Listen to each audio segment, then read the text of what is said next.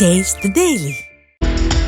திருப்பூர் மாவட்டம் தாராபுரத்தைச் சேர்ந்த 29 வயதான மகேஷ் அரவிந்த் கால்நடை தீவன கடை நடத்தி வருகிறார். கடந்த மார்ச் மாதத்தில் அன்பே என்ற ஆப்பில் இணைந்த அவருக்கு கொடுமுடியைச் சேர்ந்த சத்யாவின் நட்பு கிடைத்துள்ளது. இப்பழக்கம் தொடர்ந்து நீடித்து காதலாக மாறியதாக கூறப்படுகிறது. தனது வீட்டுக்கு ஏசி தேவையென மகேஷ் அரவிந்திடமிருந்து பணம் வாங்கிய சத்யா தனக்கு வேறு இடத்தில் மாப்பிள்ளை பார்த்திருப்பதால் உடனடியாக திருமணம் செய்து கொள்ளலாம் என தெரிவித்துள்ளார்.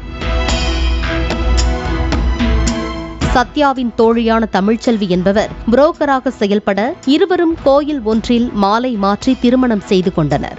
காதலியை மனைவியாக்கி வீட்டிற்கு அழைத்துச் சென்றபோது மகேஷின் பெற்றோர் எந்த மறுப்பும் தெரிவிக்காமல் ஏற்றுக்கொண்டதோடு சத்யாவிற்கு தங்களது சார்பில் 12 சவரன் நகையை போட்டு அழகு பார்த்துள்ளனர். ஒரு சில வாரங்கள் தாம்பத்திய வாழ்க்கை சந்தோஷமாக சென்ற நிலையில் சத்யா செல்போனில் பல ஆண்களிடம் பேசி வருவதை தெரிந்து கொண்டார் மகேஷ்.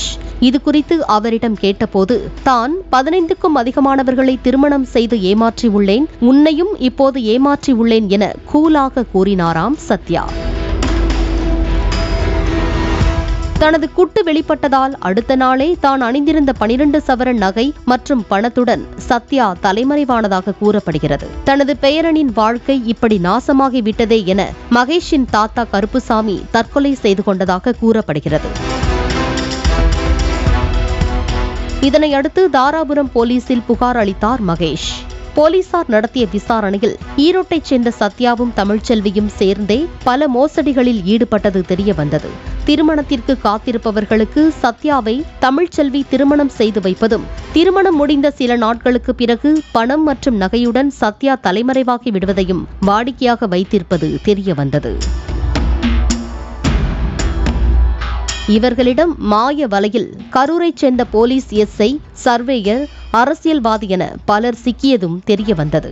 தலைமறைவாக உள்ள சத்யா மற்றும் தமிழ்ச்செல்வியை தேடி வருவதாக தெரிவித்தனர் போலீசார்.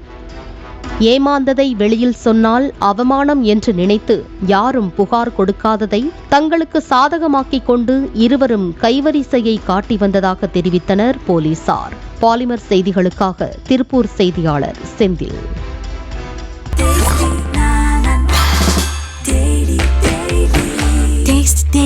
Taste the Daily.